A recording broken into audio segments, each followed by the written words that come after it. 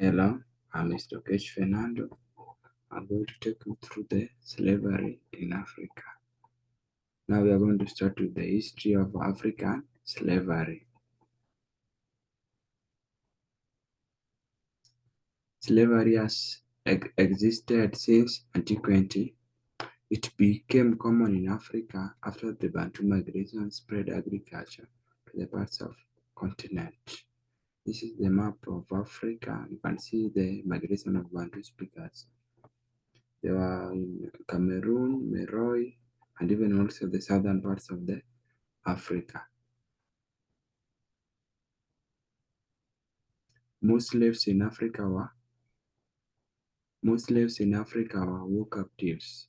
Once enslaved, an individual had no personal or civil rights. You can see that even on this picture. You are seeing if there are people like who had no rights, even from the look. Owners could order slaves to do any kind of work, punish them and sell them as chattel. Most slave workers, cultivators. African law did not recognize individual land ownership, so wealth and power in Africa came from not owning land but by controlling the human labor that made it productive. Slaves were a form of investment and a sign of wealth. Now let's look at the Islamic slave trade. Islamic slave trade took part on the western side of the African. You can see the western part of Africa in the map across. After the 18th century, Muslim merchants from North Africa, Arabia, and Persian sought African slaves for trade in the Mediterranean basin, Southwest Asia, India, and as far away as Southeast Asia and China. The Islamic slave trade lasted into the 20th century and resulted in the deportation of as many as 10 million Africans. Now let's look to the subtopic known as European slave trade. By the time Europeans arrived in sub-Saharan Africa, that is the western part of Africa, in the 15th century and 16th centuries, the slave trade was a well-established feature in African society. A detailed system for capturing, selling, and distributing slaves had been in place for over 500 years. With the arrival of Europeans and the demand for slaves in the Americas, the slave trade expanded dramatically. Again, let's check out the Portuguese slave traders. Portuguese began capturing slaves in Africa in the 15th century, but quickly learned it was easier to buy them.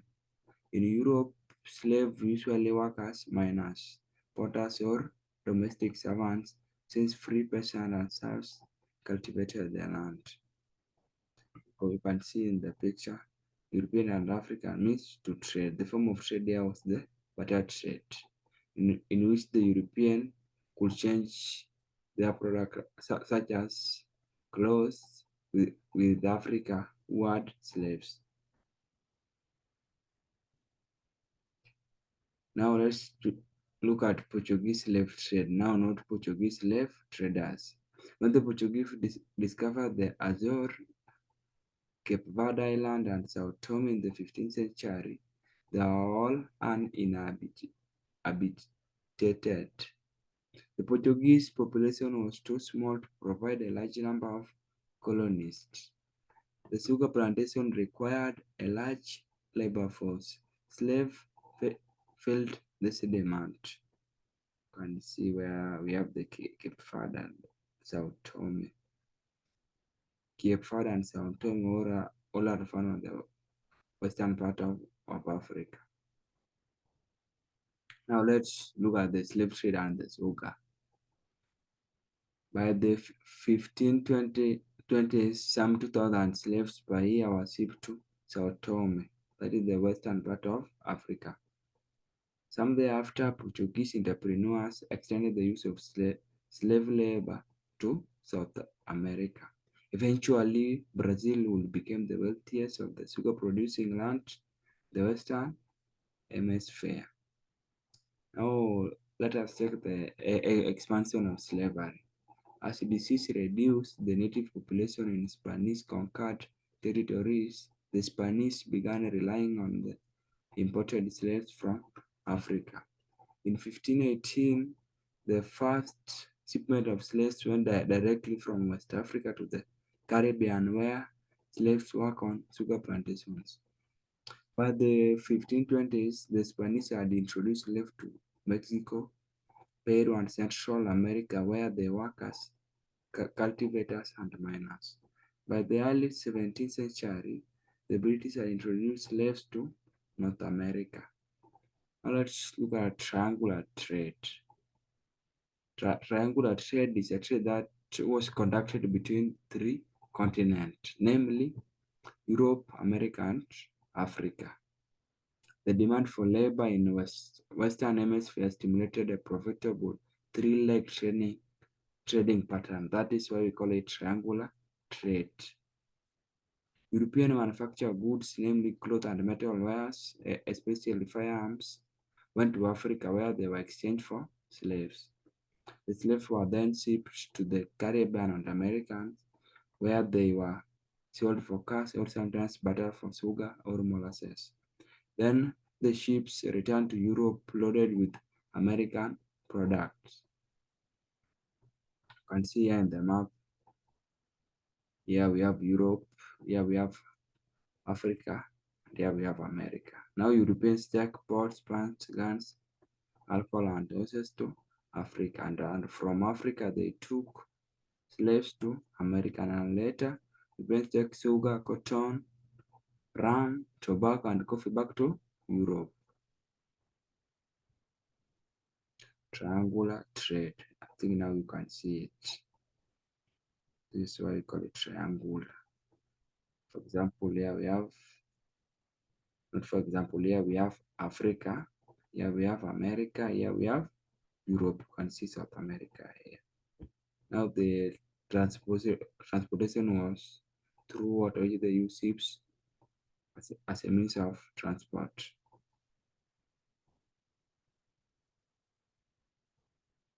Let's now check how they captured the slaves. The original capture of slaves was almost always violent. As European demand grew, African chieftains organized raiding parties to seize individuals from neighboring societies. Others launched wars specifically for the purpose of capturing slaves. Again, now we'll go to the Middle Passage. Following capture, slaves were force-marched to holding bands before being loaded on ships. The transatlantic journey was called the Middle Passage. It was a passage that took 3 months from Africa to Europe. The ships were filthy, hot, and crowded, you can see.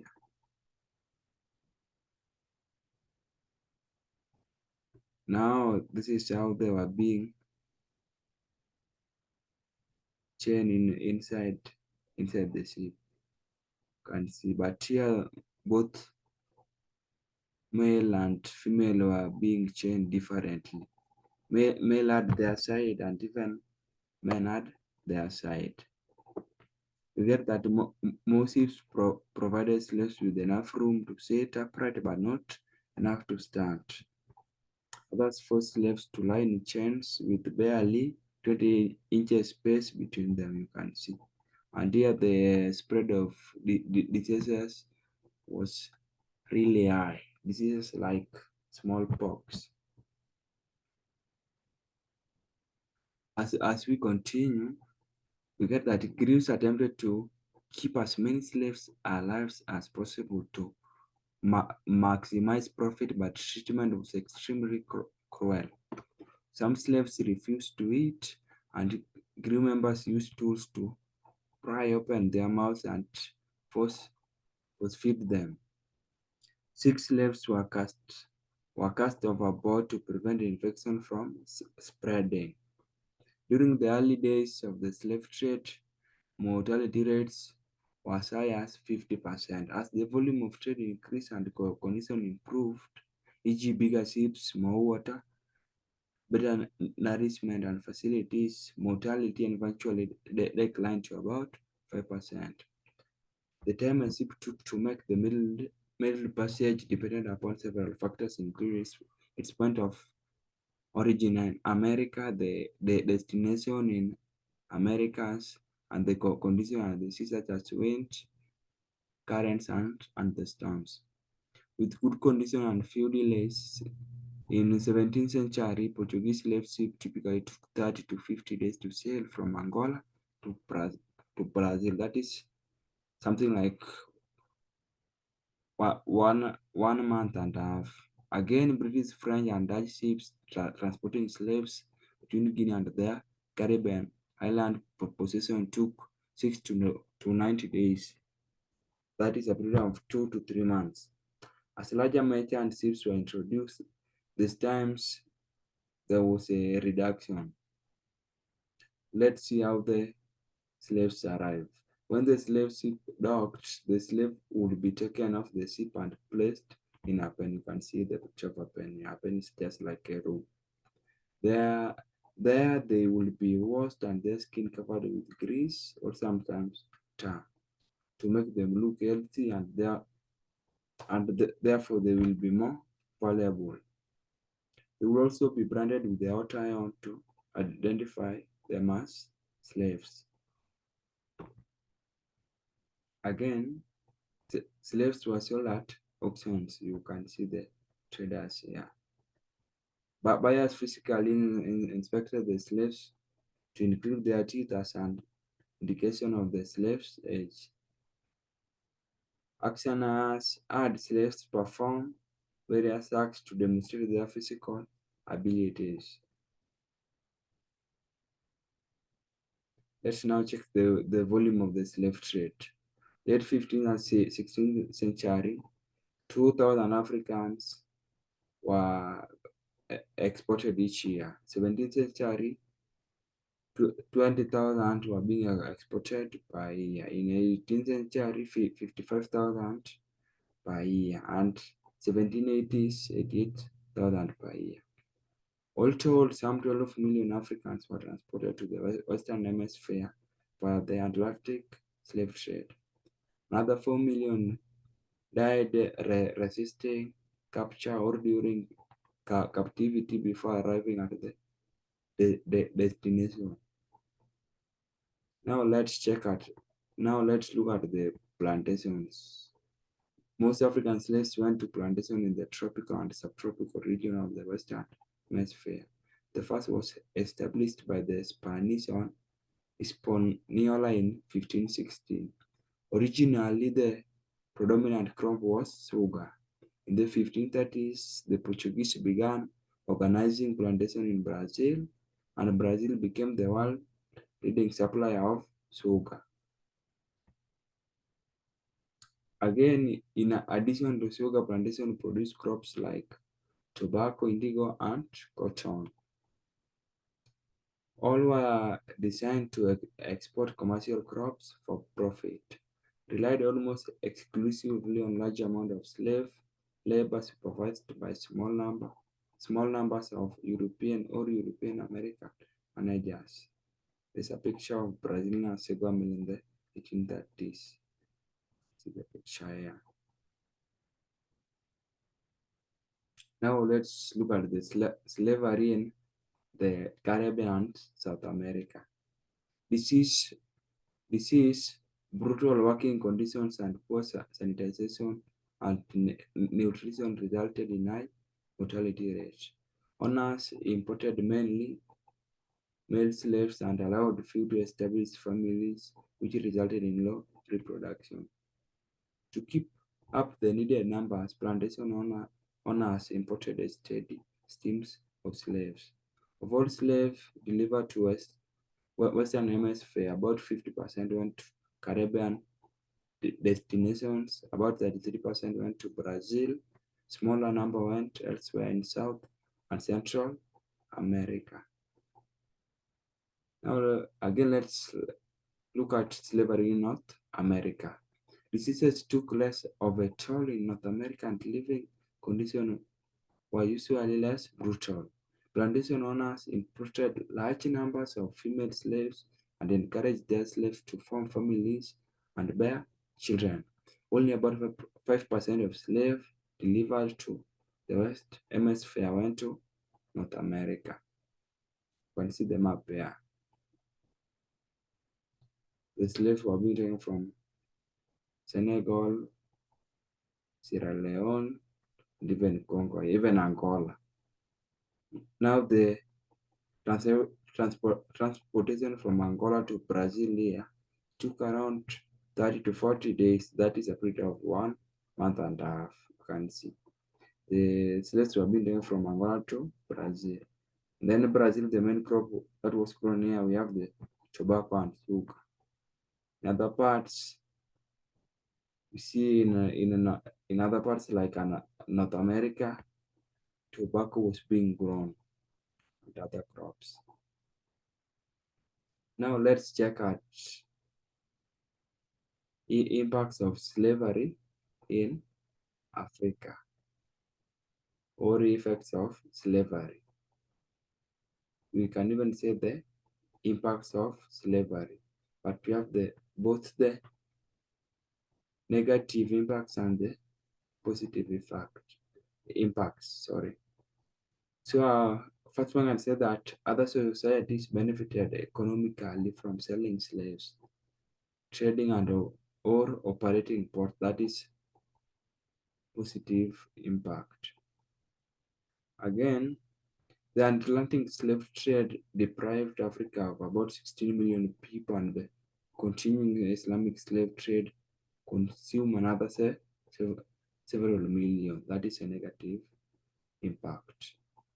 Overall, the African population rose thanks partly to the introduction of more nutritious food from the America. Again, slavers preferred young men between the ages of 14 to 35 to maximize investment potential and be suitable for land labor. The last point I can say that the sexual imbalance in some parts of Africa, such as Angola, encourage polygamy and cause women to take on duties that had previously been the responsibility of men. Thanks so much.